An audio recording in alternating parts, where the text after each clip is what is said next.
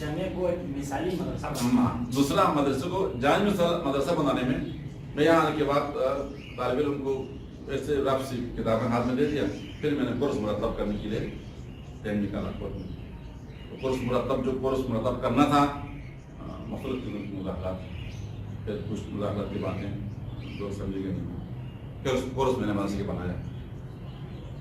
مدرسے کے کورس بنانے میں اور کچھ چیزیں مداخلت کی اپنے ذاتی صلاحیت سے بڑھ کر اس میں نے کورس بنایا۔ میرے کورس میں 2 حصہ تھا، ایک حصہ ابھی جاری ہے، دوسرا حصہ پیر محترم کے مشورے سے میری پہلا بنائے ہوئے کورس میں لکھا ہوا ہے، عملی نہیں مدرسے میں، کیونکہ تصوفانہ مدرسہ ہے نا۔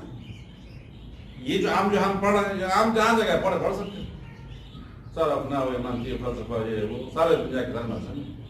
تصوفانہ مدرسے میں تزکیے کے اوپر جو کچھ کام ہونا تھا، علوم سری پہ کچھ کام ہونا تھا، جس کو تھوڑا بہت معمولی تھوڑا بہت جو مجھے شاید کہنا بھی نہیں ہوگا، علوم سری سے متعلق جو باتیں ہیں، شروع سے ہی جب میں مدرسے میں آیا تھا کوئی ایسی چیزیں بھی تھا جو میرے ساتھ ہمکاری کرتا تھا، جس کو میں چھوڑ کر بغیر پوچھے گیا تھا۔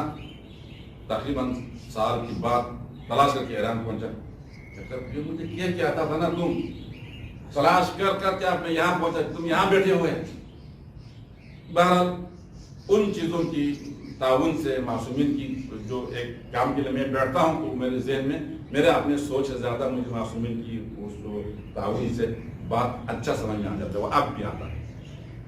کورس بنایا مدرسے کی، مثالی کورس ہے میرے مدرسے کورس۔ اس میں اس وقت جو پورے مدارس میں نہیں ہے، ہمارے مدرسے میں ہے پہلا کلاس اسلام کی، انسان کی، انسانیت کی، اسلام کی، جس میں مسلم اور غیر مسلم سارے اتفاق ہے، سب سے بڑا کتاب قرآن ہے۔ وہ میری مدرسے کا شروع سے آج تک پہلا کلاس ہوگا، اس میں سب آئے گا۔ قرآن کی بات اہل بیت کی معتقدین کے لیے سب سے بڑا کتاب نجوم البلاغہ ہے، وہ میرے ساتھ رکھا ہوا۔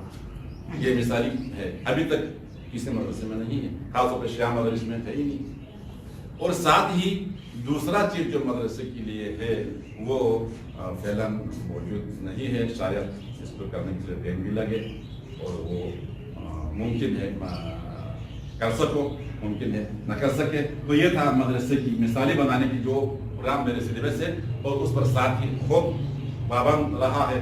اب تک جو میرے اپنے حساب سے یہ ہے کہ میں نے کبھی کوئی ایسے بغیر کسی اوسط کی کلاس چھوڑا مجھے یاد نہیں ہے، میں کلاس میں نہیں چھوڑا۔ والد مرحوم پسند فون آیا، بھائی نے ڈائریکٹ فون کیا، آتا لے کے نازوں سے مرنے کو تیار ہے، آ جاؤ، تم بڑا بیٹا ہے۔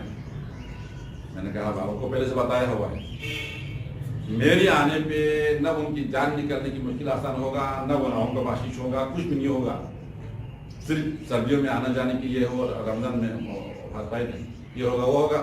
لہٰذا میں مدرسہ آئے گا تو میرے کم سے کم 20-25 دن کلاس مدرسے میں ضائع ہونا ہے، میں مدرسے کی کلاس نہیں چھوڑوں گا۔ کئی لوگوں نے مجھے حج کیا آفر کیا، اب حج پہ چلو، اس دوران میرے کلاس مدرسے کلاس ہوتا ہے، تیرے دیے ہوئے پیسے سے حج کرنے سے افضل کام میری کلاس ہے، میری ایک کلاس ان سب سے افضل ہے۔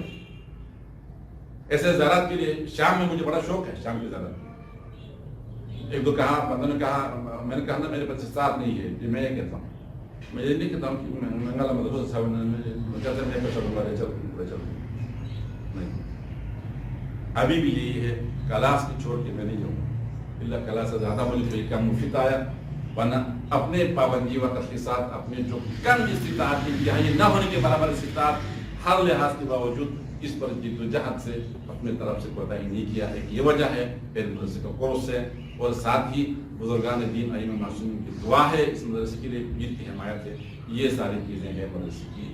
تو الحمدللہ مثالی مدرسہ ہے، مثالی مدرسہ رہے گا۔